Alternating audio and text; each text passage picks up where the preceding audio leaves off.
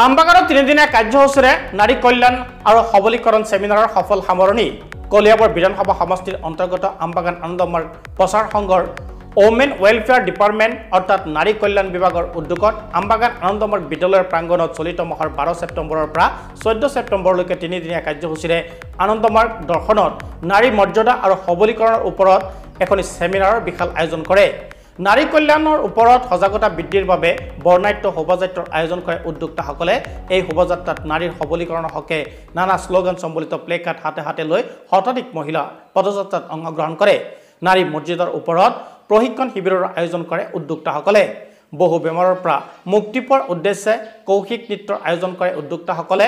নাৰী কল্যাণৰ ওপৰত পৰ্যালোচনা সভাত আয়োজন কৰে উদ্যোক্তাসকলে। অন্তিম দিনা অৰ্থাৎ 4 ছেপ্টেম্বৰ তাৰিখে প্ৰভাত সংগীত দিৱস উদযাপন কৰা হয়। এই 3দিনীয়া কাৰ্যসূচীত নেতৃত্ব দিয়ে অৱধূতিকা আনন্দ মহাব্ৰতা আচাৰ্য চিদানন্দ নাথ আৰু অৱধূতিকা আনন্দ গতিময় আচাৰ্যই সাংবাদিকসকলৰ লগত মত বিনিময় কৰে।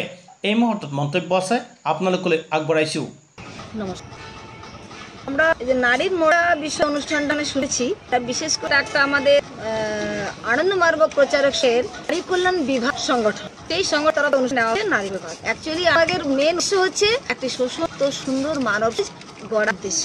এখানে সব মানুষ সুন্দর লক্ষ্যের দিক ধাবতে পারে। তো এই নারী কল্যাণ বিভাগ যে এখানে বিভিন্ন ধরনের ক্লাসের আয়োজন, যেখানে নারীর মোড়া অতীতে কেমন ছিল, বর্তমানে কি আছে এবং তার সমাধানে মহান দার্শনিক শ্রী প্রভাত সরকার কি দেন। উনি দিলে যে যত ধরনের নারীদের যে শোষণ হচ্ছে বা অতীতে যে যেমন প্রথা থেকে শুরু করে যে নারীধাত্মিক সাধন পারবে নারী নানানের দমন্যতায় সমগ্র ছিল সমাজের মধ্যে, তার সমস্ত কিছুরই সমাধান ইনি দিয়েছেন। ইনি বলতে আমাদের যে ধর্ম শ্রী আনন্দমূর্তিজি এবং উর্ফে দার্শনিক প্রভাত রঞ্জন সরকার, তিনি বলছেন পুরুষের মতোই মহিলারাও করে মুক্তিমোক্ষ লাভ করতে পারবে।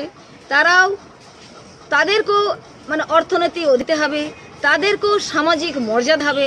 সেই সমমরার জন্যই আমরা এই প্রোগ্রামগুলো করেছি। তাই সেই বিভিন্ন ধরনের আমাদের ক্লাস হয়েছে, তাদেরকে অবগতি দেব যে আমরা থাকবো না, মতো করেই আমরা এই সমান তালে এগিয়ে যাব এবং সুষ্ঠু একটি মানব সমাজ।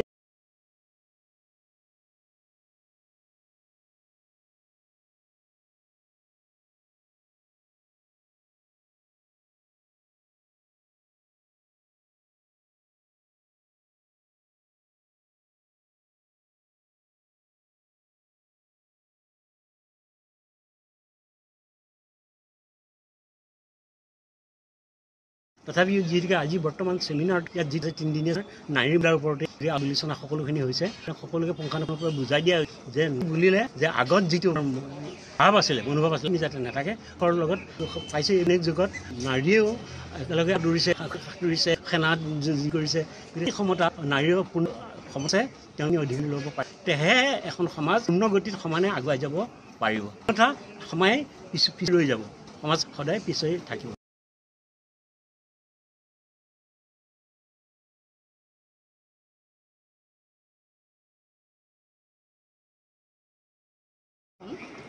এই সংগঠনটো অন্যান্য সংগঠনতকৈ অলপ বেলেগ আৰু ইয়াত আমাৰ যিটো নাৰী সমাজ, সেই নাৰী সমাজক যথেষ্ট গুৰুত্ব দিয়ে। যে 12, 14 এই 3টা দিনত আমি যে ফাংচনিয়াল আছোঁ, এইটো সম্ভৱ নকলৰ কাৰণে অতীজৰে পৰা আজিলৈকে নাৰীসকলে বহুত সামাজিক হেৰিত ভুগিলে বা বহু কাম তেওঁলোকে কৰিব নোৱাৰে। এনেকুৱা কিছুমান বাধা আছে, যেনেকৈ আগৰ বিধৱা বিবাহ, তাৰপিছত আপোনালোকৰ ধৰি লওক যোৱা প্ৰথা, এনেকুৱা বহুত মানে নিৰ্যাতন নাৰীসকলে ভুগিবলগীয়া হৈছে আৰু এতিয়াও হয়তো বহুতো নাৰীসকলে ভুগি আছে। গতিকে আমাৰ যিটো আমাৰ সংগঠন, সেই সংগঠনটোত আমাৰ গুৰু আনন্দমূৰ্তিজী ওৰফে শ্ৰী শ্ৰী প্ৰভাত ৰঞ্জন চৰকাৰ নাৰীক কিন্তু সমমৰ্যাদা দিছে, যাতে নাৰীসকলে এই পৃথিৱীত সকলো মানুহৰ সৈতে সমানে হ'ব পাৰে। আৰু বৰ্তমান নাৰীসকল পিছ পৰিও নাই, ক্ষেত্ৰতে নাৰীসকলে কি কৰিলে পুৰুষৰ বা মানুহৰ সকলোৰে সৈতে সমানে কি কৰিব পাৰিছে, খোজকাঢ়িব দিছে। আৰু তাৰ কাৰণে আনন্দমূৰ্তিজীয়ে আমাৰ যি আনন্দমাৰ্গৰ সংগঠন, তাত নাৰীসকলৰ বিভিন্ন ধৰণৰ ডিপাৰ্টমেণ্ট ৰাখি সকলো ডিপাৰ্টমেণ্টেই যাতে নাৰীসকলে কি কৰিব পাৰে, তেওঁলোকৰ অধিক সাব্যস্ত কৰিব পাৰে। এটা সময় আছিল যেতিয়া নেকি অকল পুৰুষসকলেহে বেদ পঢ়িবছিল, পুৰুষসকলেহে অকল পুৰোহিতৰ যিটো আমাৰ বেদকৰ্ম সেইবিলাক কৰিব পাৰিছিল। তেতিয়া তাত নাৰী অধিকাৰ পোৱা নাছিল। বহুত বিদুষী নাৰী আছিল আমি জনাত, তেওঁলোকে কেতিয়াও আগভাগ পোৱা নাছিল। কিন্তু আমাৰ সংগঠনটোৰ দ্বাৰা সেই নাৰীক কি কৰা হৈছে, সমমৰ্যাদা দিয়া হৈছে। পৌৰোহিত্য কৰিব পাৰে, বিয়া হওক শ্ৰাদ্ধ সকলোতে আমাৰ নাৰীয়ে কি কৰিব পাৰে, আমাৰ এই সকলে দেখিছে তেওঁলোকে কি কৰিব পাৰে, শ্ৰাদ্ধানুষ্ঠান কৰিব পাৰে, বিবাহ অনুষ্ঠান কৰিব পাৰে, সকলো কৰ্ম কৰিব পাৰে। এইখিনি আনন্দ মাৰ্গৰ হ'ল সকলৰ প্ৰতি উদাৰতা। আমাৰ গুৰুৰ উদা এনেকুৱা উদা হয়তো নাৰীত পোৱা নাযায়। সেইকাৰণে আমি নিজকে বৰ ধন্য বুলি ভাবিছোঁ আৰু এইখিনি